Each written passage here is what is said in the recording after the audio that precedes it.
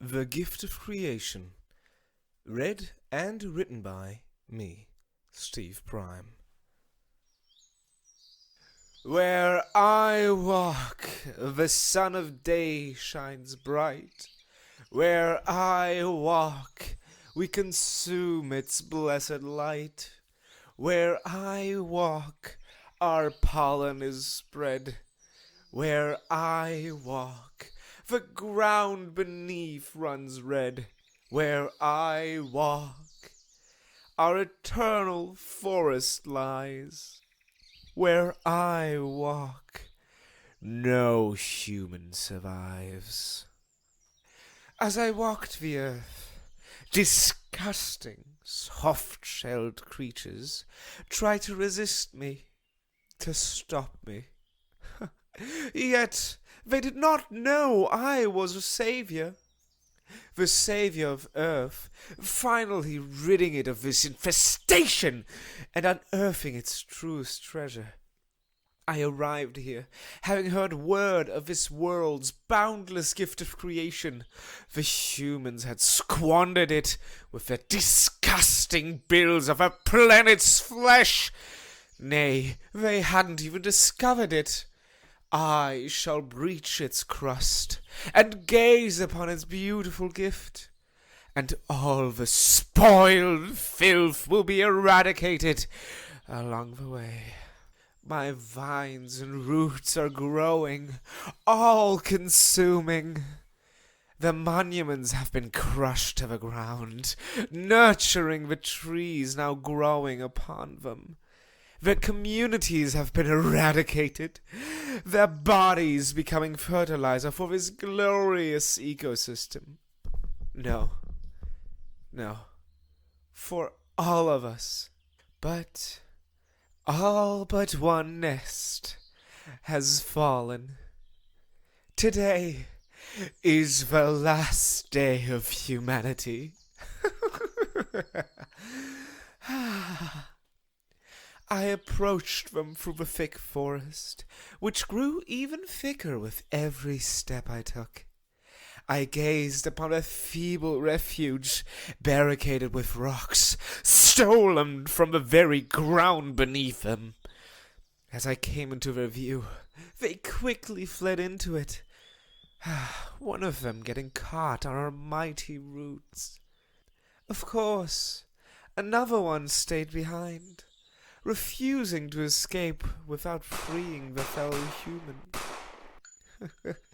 Seeing me approach, they raised a mechanical contraption and made it emit several loud noises, in addition to poking my chest. It emitted some kind of noises with its mouth as well, most likely feeble pleas or insults. I bent down to those creatures, both of which seemed to be very tense, yet not moving for some reason. Truly an evolutionary failure. I gave the first one my blessing, and the second one started secreting some kind of liquid from its eyes, yet they were completely ineffectual upon our mighty roots.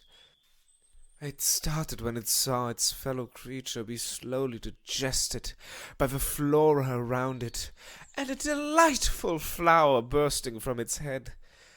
It was truly beautiful to see how such low life forms could give birth to such marvelous plants. The second one was promptly blessed as well, its breath quickly ceasing to pollute the air around it. But a few small ones were left.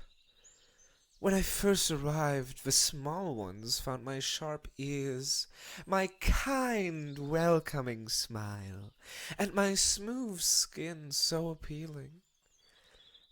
And yet, now they run away from me. It's sad in a way, makes them much more tedious to capture.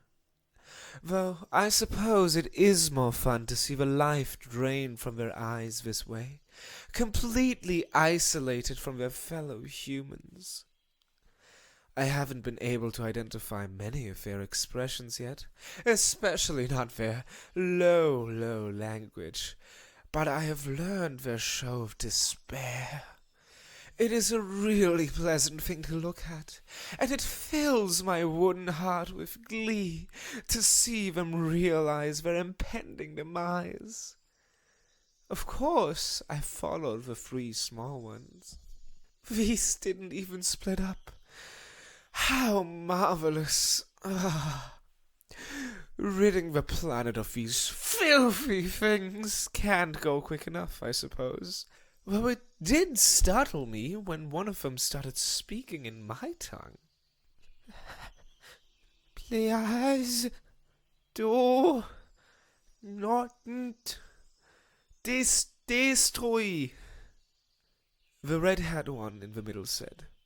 Its accent was very thick, and it almost hurt hearing it speak our holy tongue. Me, not they, me, not they. There was no water coming from its eyes, yet the other two couldn't stop leaking for some reason. I hadn't even ruptured their craniums yet. Bizarre creatures. I leaned down to them, the red-haired one standing in front. There was no despair in his eyes. There was no despair in its eyes. Only in the others, really. Ah, the dirty rats have actually learned to speak. I leaned in closely and started caressing its cheek with mine. This is at least somewhat respectable. You want me to spare you, I presume, despite your very presence poisoning everything. You know what? You know what very, very well. I will spare you, brave one. As I withdrew my head, they looked at me without saying a word. They probably didn't completely understand me after all. I laid my hands atop the despaired ones, and my blessing overcame them. Beautiful blue fungi sprouted from and consumed their appendages, and the red-haired small one burst out screaming.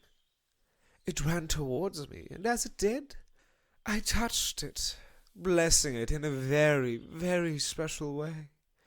Just for it, because it was so brave. I let it live, having a tree sprout out from underneath it, and stopping it in its tracks.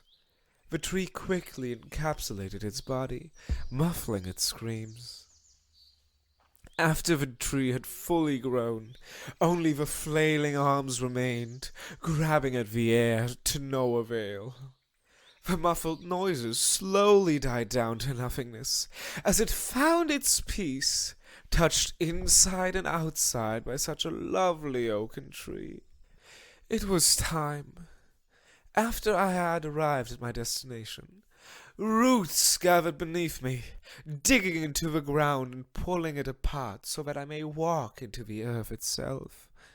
These roots formed a tunnel for me, a ground to walk on, and walls to shield me. It was a lovely trip, really, the air fresh and clear of human existence. But as I searched and searched, I found no gift, no object, no spirit, no statue, no god, nothing. Is this what I had wasted weeks of my life on? Perhaps even months? Nothing? After searching and searching and searching, I finally found a new location and dug into the ground. I found but a small, broken-down burrow and the runic carvings of my people on the walls. It cannot be. It cannot be. We are superior to them. We cannot have shared something like this and just let it continue to exist. The things here weren't vivid enough for them to have existed before humankind's arrival. But what shook me the most was what I read there. Let all planes know of the splendor of earth, its beautiful animals, its lush vegetation, and, most of all, the humans. They've created so many wonderful things. Machines, homes, things we would never have thought of. They are a gift of innovation and creation, the likes we haven't seen anywhere else before. If anyone ever reads this, we hope you have a wonderful time with the humans. They're an amazing species. I broke down. This could not be. This could not be! So many things. No. But I've seen them commit these atrocious acts, using the very flesh of their planet to build things. Our ancestors must be wiser than I, for I was but a few millennia old at this point. I've made a grave mistake. Oh no. I turned back to the forest with a small caged human. I touched the tree, gave it my blessing, and it grew into a human, forming one symbiotic entity with it. You should understand me now. Please accept my apology. Spread your seeds around the world so that your race may flourish again. I will atone for my mistakes. With those words, I took one of its seeds and planted it into my forehead. I closed my eyes, falling slowly asleep. I will be the fertilizer for the new humans. Farewell. This was a short story written by myself as part of a writing challenge. This time, the writing challenge prompt was tree. I hope you'll be able to look forward to a new video in the near future where we read and, well, in your case, listen to the other writing challenge participants' story, which is also a rather nice story, though it is much less creepy than mine. Well, I hope you guys had at least some moderate amount of fun. This reading was brought to you by Steve Prime Productions. If you enjoyed this, please remember to like, subscribe, maybe ring the bell if you want to, and if you have any constructive or destructive criticism, feel free to leave it in the comments. And have a lovely day.